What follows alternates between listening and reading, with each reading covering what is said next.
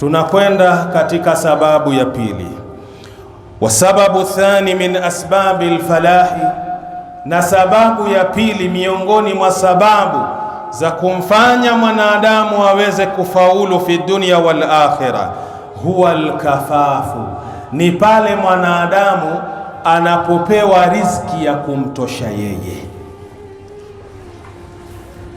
kama qala sallallahu alayhi wasallam, kama alivyosema Mtume, rehma na amani zimshukie yeye, waruzika kafafan, na akapewa riziki mwanadamu yenye kumtosha.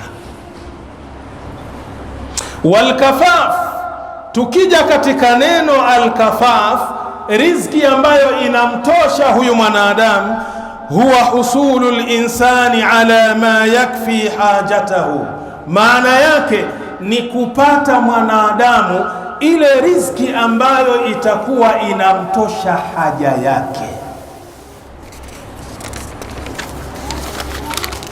Mina riziki alhalali, tena inatokamana na riziki ambayo kwamba ni ya halali. Wayakufuhu an dhulli suali, riziki ambayo itaweza kumzuia asiweze kuomba ikawa anadhalilishwa na binadamu wenzake.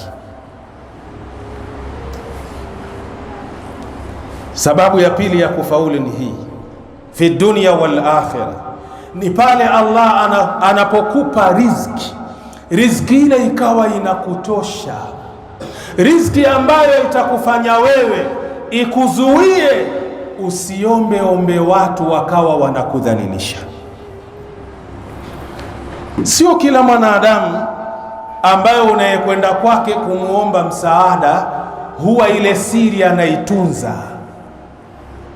Kuna baadhi ya wanadamu wakati ule umekwenda kwake, unaomba msaada wa kifedha, unaomba msaada wa chakula, anakupa, lakini baada ya pale anakuja kuitumia hii hali kama silaha yake katika mambo yake.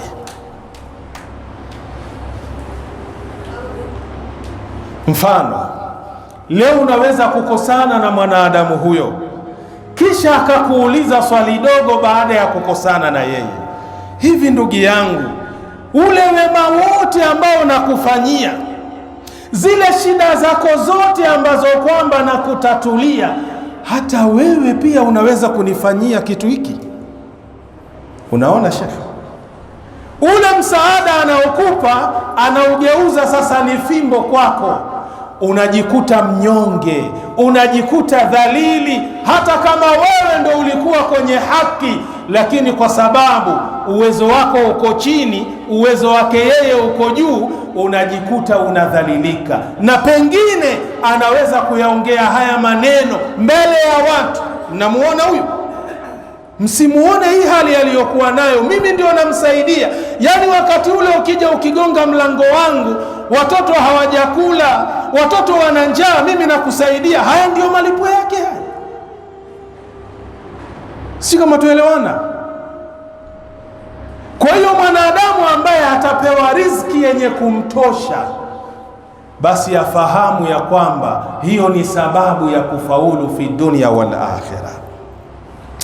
Qala al-Qurtubi rahimahullah, amesema al-Qurtubi, Mwenyezi Mungu amrahamu, huwa ma yakufu anil hajat.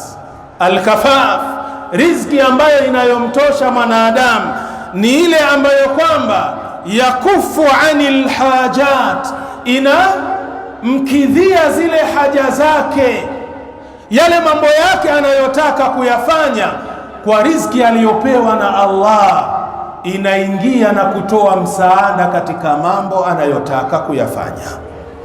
Wayadfa'u darurat, na riziki hii yenye kumtosha ni ile ambayo inaweza kukidhi na kuzuia zile dharura ambazo zinazomtokea. Jichunguze ndugu yangu katika imani. Kuna wakati yawezekana hauna kitu kweli, ukilinganisha na wale wenye kitu, lakini hebu jiangalie kunapotokea dharura yoyote, ili ujue umepewa riziki yenye kukutosha na Allah.